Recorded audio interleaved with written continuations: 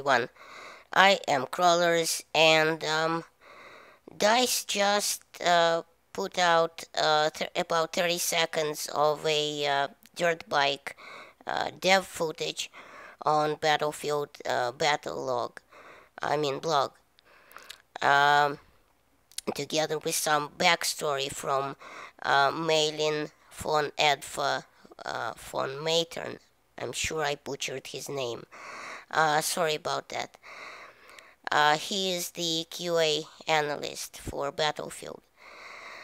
And I'll link to that whole article down below if you want to catch it.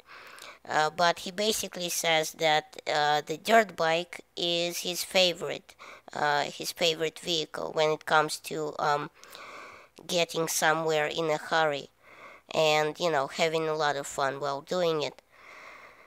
Here's some dev footage of what I'm going to call the 64-man dirt bike jump. Basically, the devs were hard at work testing out the stunt jump ramps on the dirt bikes. God, that must be the best job ever. So he goes on to say that his job is tweaking and polishing the motorcycle jumps across the levels. He says, I wanted every single one of the jumps to feel authentic, fun, and just a little bit crazy. The post also mentions that the jumps on each map do not look and feel the same. On Operation Riverside, for example, the jumps are easy to find, metal ramps supported by dirt piles, as opposed to ramps on Kiasar Railroad, where the jumps are molded with the landscape, often made out of wood, wooden planks laid out on dirt mounds. This is to encourage players to explore the map. He goes on to say that he worked closely with the level designers to actually make sure the jump ramps were doable and just difficult enough to be enjoyable. And I quote from the post, the jumps were carefully molded to keep that awesome roller coaster feeling. He says, something I learned is that you want the jump to have a nice curve in order to simulate the G-forces that take place when pulling off jumps in real life. The curve also helps the motorbike keep its momentum all the way through the jump, giving you those epic big air moments.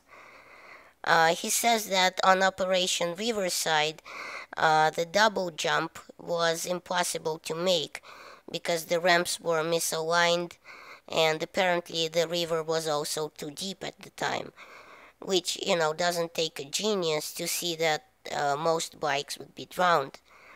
So after molding the jumps to a better shape, the crazy smooth roller coaster feeling was kept, and the craziness factor stayed. Another problem jump he faced was the above-mentioned Operation Riverside jump. Apparently, no matter how many times he tried, he crashed into a rock wall on landing, because the landing itself was hidden from view, forcing the player to guess the alignment of the jump and the landing. So the solution to this was to place a tree to guide the player away from the rock wall after takeoff, to force him to align himself better from takeoff.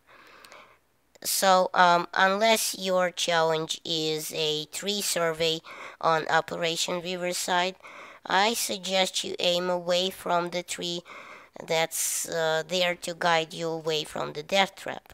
Now, he also gives us a pro tip, saying this, and I quote, The way you approach a jump and what you do just before you hit the air can drastically change the way you jump.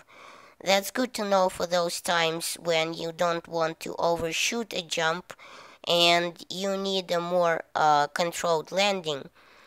The times you just want to do that big jump and spend some quality time with the birds, don't touch the boost, which lets you do a wheelie on your bike, until you hit the last 2-3 meters line away from the tip of the jump. This will help you give you a nice kick away from the ground and definitely send you flying. I mean, wheelies in Battlefield? How can this get any better, honestly? Call of Poopy is smoking nervously in the corner. As I mentioned in my air superiority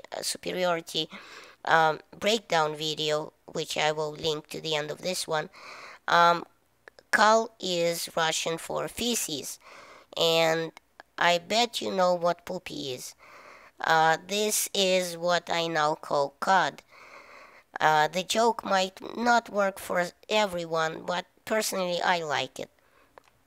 Now, the last thing that FunEdfa says in this article is that the passengers won't add any weight to the motorcycles, so the jumps will go on just as high as when you're driving alone.